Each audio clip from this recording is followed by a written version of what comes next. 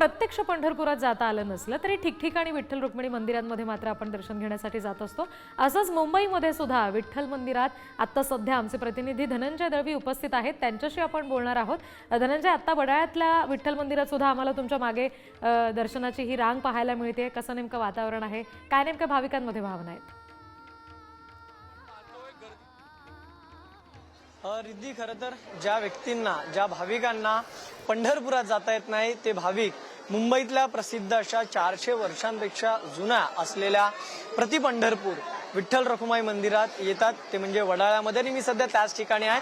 आज सकाळपासून, पहाटेपासून आपण जर पाहिलं तर या भाविकांची मांदियाळी आपल्याला या विठ्ठल रखुमाई मंदिर परिसरात आपल्याला पाहायला मिळते। आपण जर पाहिलं तर या ठिकाणी मुंबई आणि उपनगरातील भाविक जे आहेत ते या ठिकाणी येत असतात आणि सकाळपासूनच इथे हरिनामाचा गजर जो आहे तो सुरू असलेला पाहायला मिळतो आणि त्याच्या मंत्रमुग्धामध्ये जे आहेत ते सगळे भाविक या ठिकाणी रंगून जातात। दुसरीकडे आपण जर पाहिलं तर हा संपूर्ण या ठिकाणी भाविकांची रांग आणि समोरच हा गाभारा आहे आणि गाभारा जर आपण पाहिला तर या गाभारात फुलांची आरास करण्यात आलेली आपल्याला पाहायला मिळते।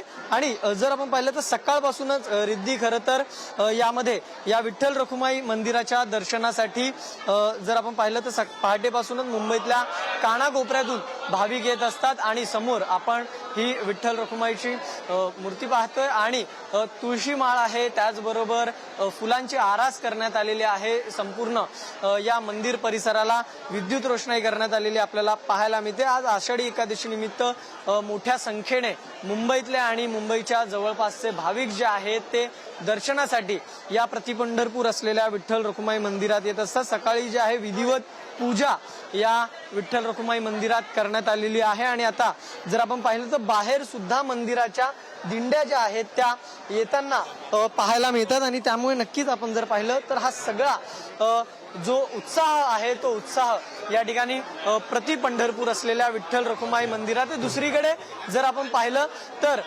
इथे भजन जे आहे ते सुद्धा म्हटलं जाते, मंत्रमुग्ध पद्धतीने अभंग म्हटले जात आहेत आणि त्याची तयारी जी आहे ती अनेक जे या ठिकाणी वारकरी संप्रदायाची मंडळी आहेत ती या ठिकाणी येत असतात आणि त्यानंतर ते सगळे या ठिकाणी विविध अभंग जे आहेत ते म्हणून हा संपूर्ण परिसर जो आहे तो मंत्रमुग्ध करताना आपल्याला पाहायला मिळतो। संपूर्ण परिसर आपण जर पाहिलं तर आज भाविकांनी फुललेला पाहायला मिळतोय। विठ्ठल विठ्ठल विठ्ठलाचा जयघोष करत या ठिकाणी हे सर्व भाविक जे आहेत ते दर्शनासाठी आलेले आपल्याला पाहायला मिळतात। रिद्धी, खरं तर हाच उत्साह जो आहे तो पंढरपुरात सुद्धा आहे आणि पंढरपुरानंतर जर हा उत्साह असेल तर तो मुंबईच्या प्रति पंढरपूर असलेल्या या विठ्ठल रखुमाई मंदिरात आपल्याला पाहायला मिळतोय। रिद्धी, अगदी, आणि त्याच्यामुळे दिवसभर हा उत्साह इथे मंदिरात असेल असं म्हणायलाही हरकत नाही। धन्यवाद धनंजय या सगळ्या तपशिलांसाठी आणि ही सगळी दृश्य आमच्यापर्यंत पोहोचवली त्यासाठी।